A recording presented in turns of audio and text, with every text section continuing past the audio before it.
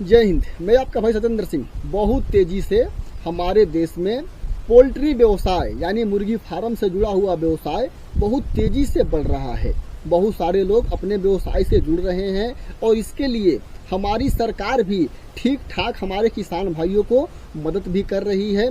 जितने लोगों का भी मेरे पास फोन आता है, अपने मुर्गी फार्म को हमको अपने गांव से या अपने एरिया से कितने दूरी पर बनाना चाहिए, अधिकांश लोगों के मन में यही सवाल है। और बहुत सारे लोग पोल्ट्री बिजनेस से जुड़ना चाहते हैं, लेकिन उनके मन में एक डर है कि कहीं हम अपने गांव के आसपास 100 मीटर 200 मीटर दूरी पर अगर फार्म बनाते हैं तो बाद में परेशानी तो नहीं होगी। आज इसी पर हमारी पूरी चर्चा होने वाली है। आप लोगों को उदाहरण दे करके एक एक चीज समझाऊंगा।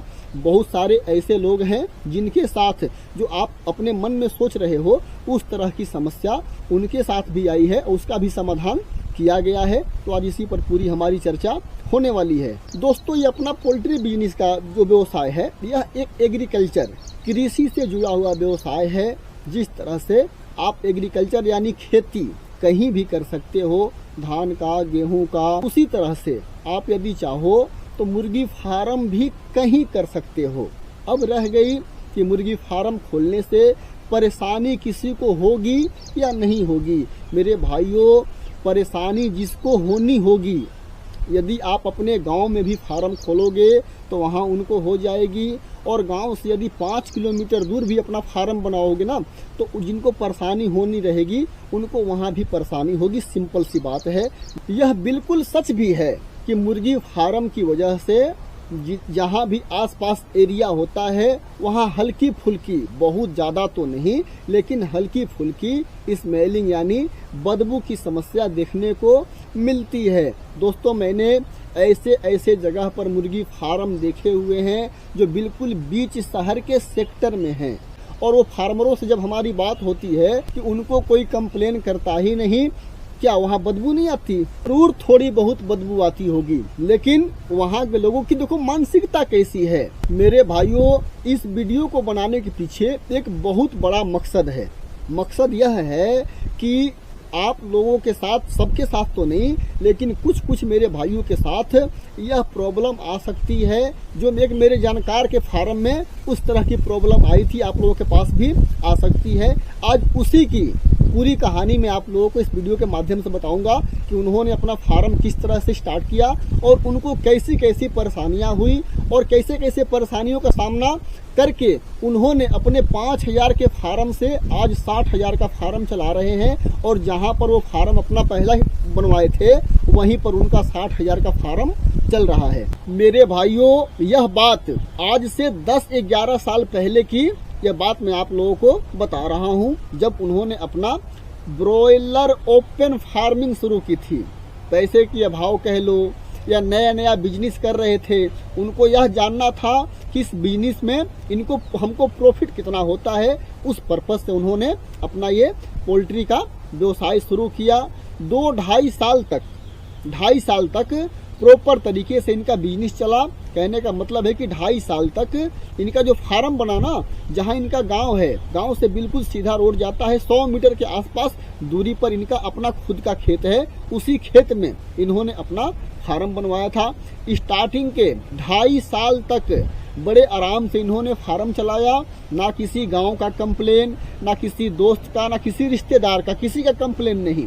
2.5 साल जैसे इन्होंने फार्म चलाया तो 2.5 साल के बाद उन्होंने 20 लाख की अपने गांव में रजिस्ट्री जमीन करवा ली। थोड़ा सा मेरी बात आप लोगों को हजम नहीं हो रही होगी कि 2.5 साल में 5,000 के ब्रॉयलर फार्मिंग से 20 लाख का जमीन का रजिस्ट्री कराना ये कैसे पॉसिबल है भाई? है, इसी का नाम है मुर्गी फार्म।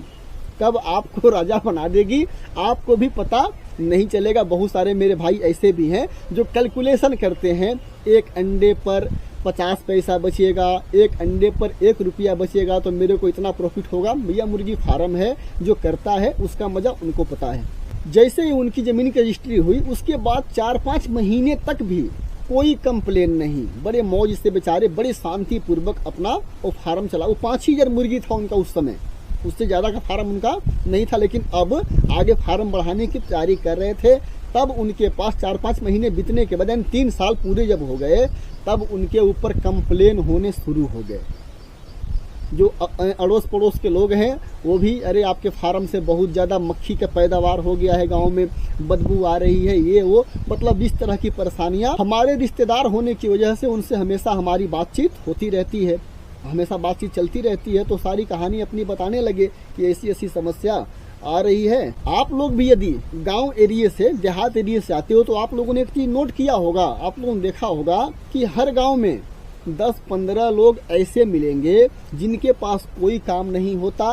कौन अच्छा कर रहा है, कौन बुरा कर रहा है, उसी के चक्कर में रहते हैं हर गांव में।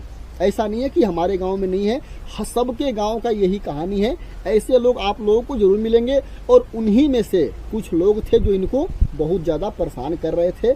मैंने कहा ऐसा है, सभी लोग आपको परेशान नहीं कर रहे होंगे, उसमें साला एक ही होगा मामा शकुनी, वही सबको उल्टे सीधे पाठ पढ़ा रहा होगा। पता करो कि वो है कौन। तो ये सब भी होशियार आदमी, इन्होंने भी पता लगा लिया कि कौन है वो। उन्होंने बताया कि ऐसी ऐसी बात है, एक ही आदमी है तो कई, लेकिन एक मेन है। बोले ऐसा है, उससे आप लोग शांति से दोस्ती कर लो अपने घर पे। वो मतलब जैसे कि ये दूसरे कास्ट के थे जिनका फार्म था और वो दूसरे कास्ट का था, जिसकी वजह से थोड़ी सी एक डायरेक्ट कह भी नहीं सकते थे। मैंने कहा ऐसा करो, उनके साथ दोस्ती कर लो।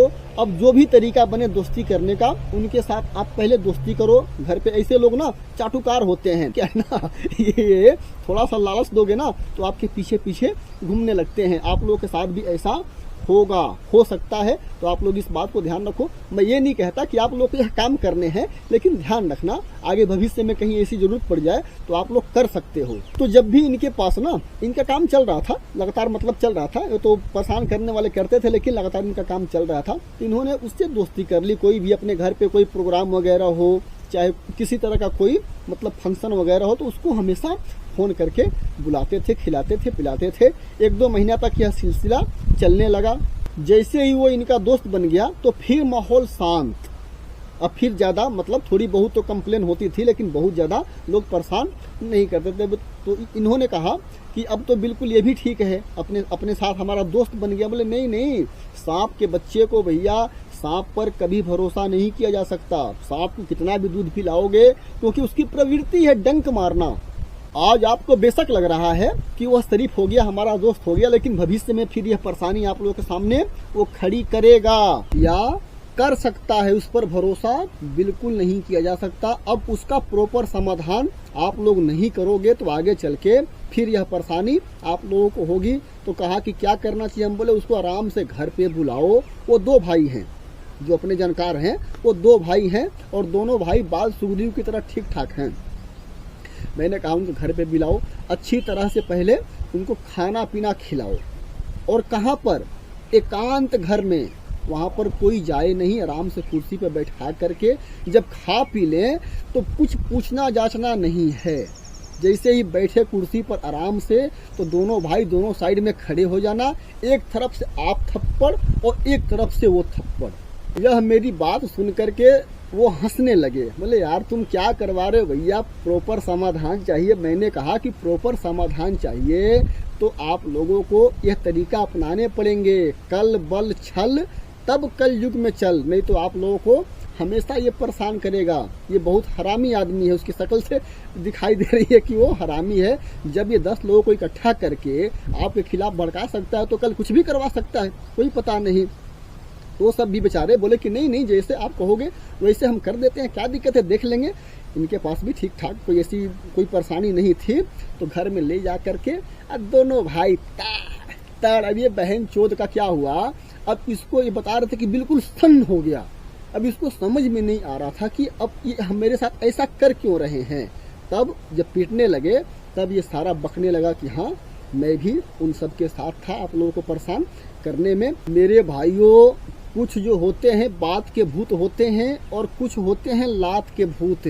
तो लात के भूत को बात से आप कभी नहीं हरा सकते। थोड़ा सा अपने अंदर हिम्मत रखें, कुछ नहीं होता यार। देखो इतना याद रखना कि जिसकी जितनी भगवान ने आयु दी है उसको उतना ही दिन जीना है, सीधी सी बात है। तब तक आपकी उम्र है तब तक आपको कोई कुछ नहीं कर सकता। जो गलत करता है आपके साथ, उसके साथ गलत करने में कोई पाप नहीं है। हाँ, जो गलत नहीं करता उसके साथ यदि कोई गलत करे तब यह बहुत बड़ा पाप है। भाइयों, उसका ठीक ठाक 10-15 थप्पड़ लगे साले के गाल में, गाल टमाटर की तरह फूल गया। और इन्होंने, अब आदमी होता क्या है ना कि एक बार यदि कोई आप डिसीजन लेते हो ना तो फिर आपके अंदर कॉन्फिडेंस आता है। तो फिर इन्होंने कहा कि आज तेरे को अकेले रूम में इसलिए हम लोग बंद करके मार रहे हैं कि तेरी इज्जत ना जाए। यदि तेरी कोई कंप्लेन या हमारे कान तक पहुंची तो यहाँ नहीं, तेरे बीबी और बच्चों के सामने आकर हम दोनों भाई तेरे को पीटेंगे। भैया, वो आदमी ऐसा सुधरा कि आपको क्या बताऊं, इतना शरीफ बन गया वो इंसान कि आज उसका भी 5000 का ब्रॉयलर फार्म है, चला रहा है। आगे भविष्य में क्या होगा नहीं पता।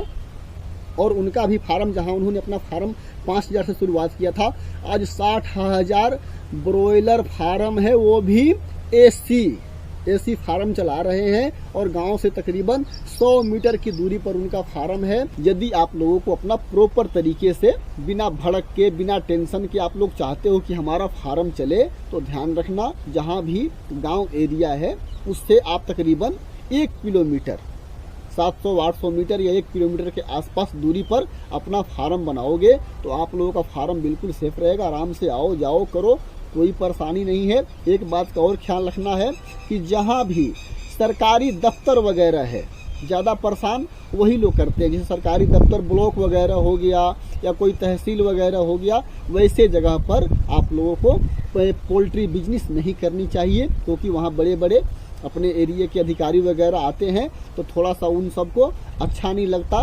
तो इस तरह से परेशान यदि जिसको करना होगा ना, तो आप जितना भी दूर फार्म कर लोगे वहाँ भी लोग करेंगे, और नहीं करने वाले, नहीं करना होगा तो कहीं परेशान नहीं करेंगे। यह दिक्कत है, यह समस्या है, और ज़्यादा इन सब के ऊपर ध्यान देने की ज़रूरत आप लोगों को नहीं है। आप लोगों को आँख बंद करके अपना व्यवसाय जहाँ इच्छा हो वहाँ आप लोगों को शुरू कर लेना है। उम्मीद करता हूँ कि आप लोगों को इस वीडियो से कुछ ना कुछ तो ज़रूर मदद मिला होगा। इस वीडियो में इतनी जानकारी, मिलते अगले वीडियो के साथ, तब तक के लिए नमस्कार।